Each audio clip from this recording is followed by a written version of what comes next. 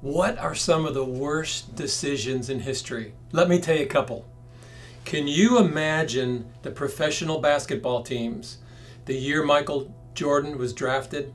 There were 2 players selected before Michael Jordan. He was the 3rd player in the draft. Imagine being the 2 teams who took somebody before Michael Jordan. You could have had the greatest basketball player in history and you made the wrong decisions, and they did it twice. What if you didn't buy Apple stock? I didn't. It went up really high. Bad decision.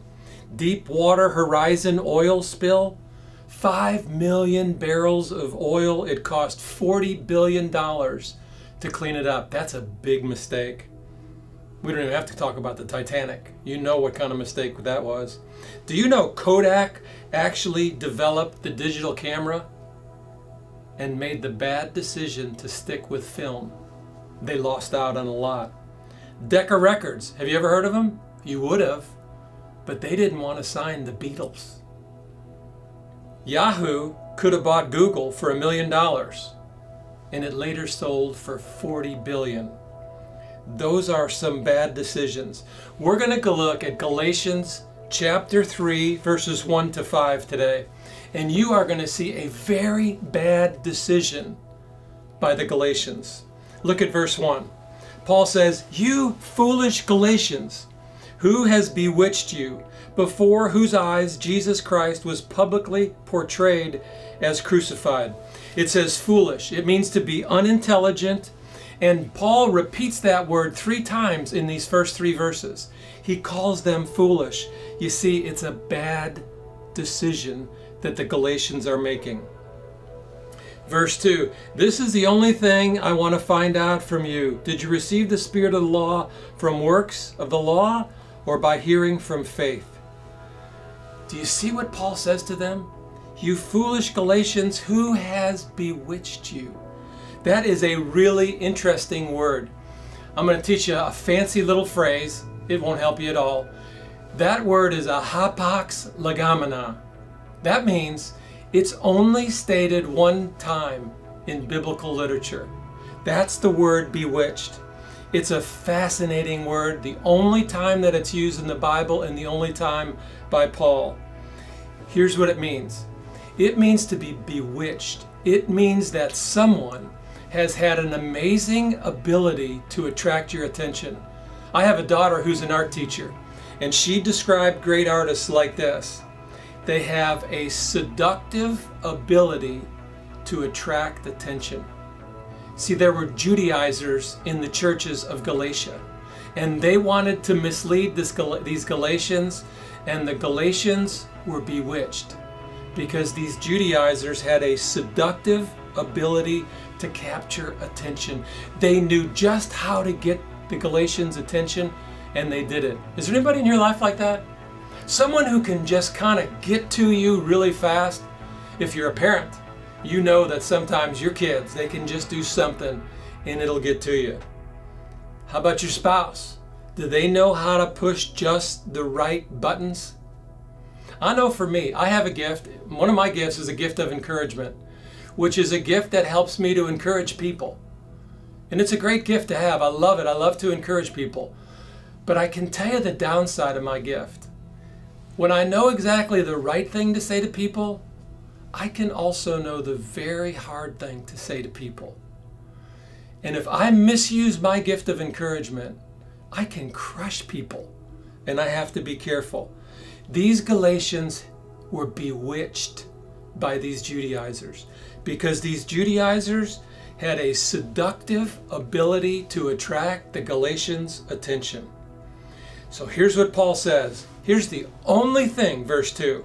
"This is the only thing I want to find out from you. Did you receive the Spirit by the works of the law or by hearing with faith?" He doesn't want to know if they were baptized. He doesn't want to know if they'd signed a covenant. He doesn't want to know what memory verses they were working on. He wants to know if they gained salvation by law or by faith. So why is Paul so interested in that? That's verse 3. "Are you so foolish, having begun by the Spirit? are you now being perfected by the flesh? Paul is interested in that question because he wants them to know that they should not limit the power of the Holy Spirit in their life. So I'm going to give you 8 things that limit the power of the Holy Spirit in your life. The first one is this: if you stress law and rules, you'll forget the Holy Spirit. If you rely on teachers that are not good teachers, or if you don't recognize the right friends in your life, you'll miss out on the Holy Spirit. If you overlook or fear the Holy Spirit, there are churches and people who are so afraid of the Holy Spirit that they don't even want to touch the subject. If you overlook and fear the Holy Spirit, then He can't be your constant friend. If you overemphasize miracles, and everything in your life is a miracle. I've heard people through this pandemic pray to COVID.